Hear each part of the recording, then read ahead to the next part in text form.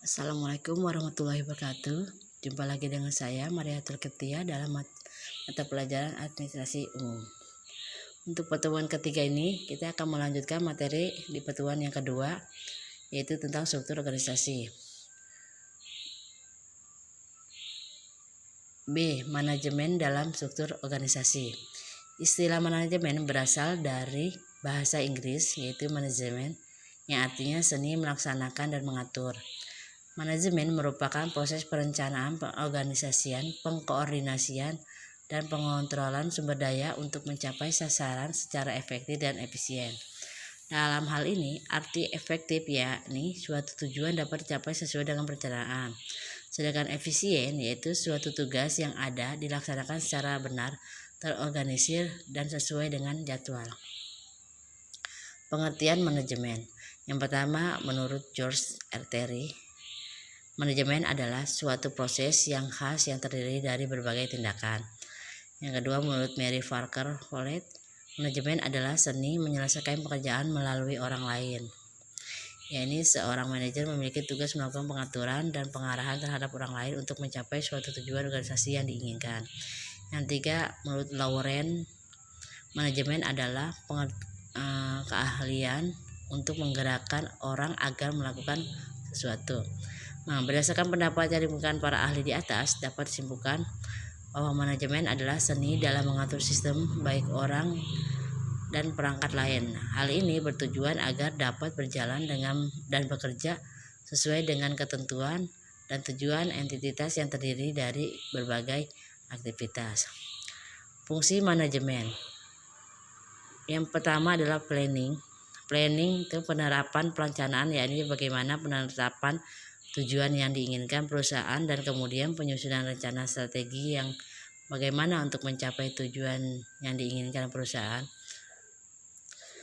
Jenis planning dibedakan menjadi 3 jenis. Yang pertama, planning jangka pendek, kedua, planning jangka menengah, dan yang ketiga, planning jangka panjang. Aktivitas dalam fungsi perencanaan. Yang pertama yaitu penentuan sumber daya yang dibutuhkan oleh perusahaan. Yang kedua, penetapan standar kesuksesan di dalam upaya pencapaian tujuan yang diinginkan oleh perusahaan. Yang ketiga, adanya penetapan arah tujuan dan target bisnis suatu perusahaan. Yang keempat, penyusunan strategi untuk mencapai tujuan yang diinginkan perusahaan. B. Organizing adalah pengaturan sumber daya manusia dan sumber daya fisik yang dimiliki dengan tujuan dalam menjalankan rencana-rencana yang sudah diputuskan untuk mencapai tujuan yang diinginkan oleh suatu perusahaan.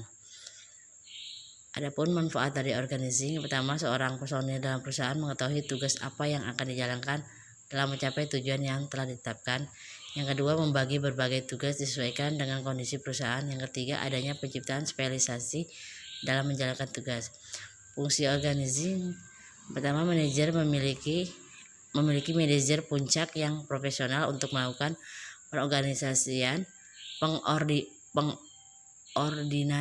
semua kegiatan yang dilakukan untuk mencapai tujuan. B. Adanya pendelegasian wewenang dari manajemen puncak kepada manajemen pelaksana. Yang C. Membagi dengan jelas berbagai tugas untuk mencapai tujuan. Yang C. Actuating adalah penempatan suatu anggota pada kelompok agar kerja secara sadar guna melakukan pencapaian suatu tujuan yang telah ditetapkan sesuai perencanaan dalam pola organisasi dan suatu perusahaan. Ada beberapa faktor yang harus diperhatikan dalam kegiatan penggerakan atau actuating yang akan memperoleh hasil maksimal. Yang pertama, itu hasil pekerjaan yang baik dan sempurna dihargai dengan baik. Yang kedua, diusahakan adanya keadilan tanpa verifikasi dalam proses kegiatan. Yang ketiga, adanya pembagian kesempatan yang tepat dan bantuan yang cukup pada masyarakat. Yang keempat, adanya pemberian suatu dorongan untuk melakukan pengembangan potensi dirinya.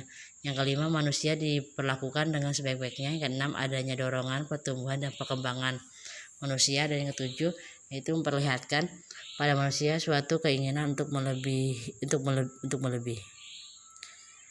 Yang keempat atau D, controlling adalah suatu proses penentuan apa yang akan dicapai. Proses pelaksanaan memiliki menilai pelaksanaan, dan bila mana perlu pengambilan tindakan korektif sehingga pelaksanaan dapat berjalan menurut rencana. Ada beberapa fungsi manajemen yang dilakukan oleh para ahli sebagai berikut.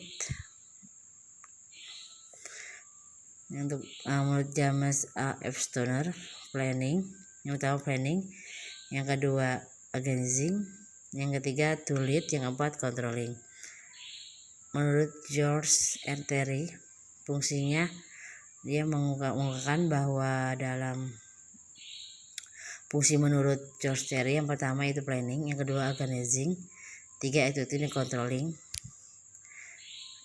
Menurut Harry Perrow sama dengan yang ahli yang di atas, tetapi di sini ada menurut Harry Fayol yang menyatakan bahwa fungsinya yang pertama ada planning, organizing, commanding, coordinating, dan controlling.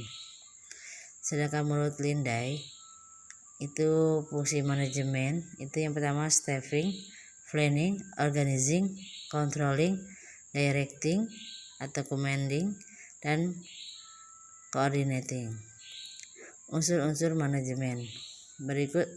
Pertama adalah man artinya manusia. Yang kedua money, sumber daya modal atau uang yang digunakan untuk kegiatan operasional dan aktivitas produksi pada perusahaan. Yang ketiga material merupakan bahan-bahan atau bahan baku yang digunakan untuk memproduksi barang dalam perusahaan. Mesin merupakan media agar aktivitas perusahaan lebih efektif dan efisien. Metode merupakan cara yang telah ditetapkan dengan memberikan berbagai pertimbangan kepada sasaran fasilitas yang tersedia, penggunaan waktu, serta uang dan kegiatan usaha. Yang kelima atau F, market atau pemasaran merupakan sarana penting dalam perusahaan. Dengan adanya pemasaran yang baik, maka akan membuat hasil produksi menjadi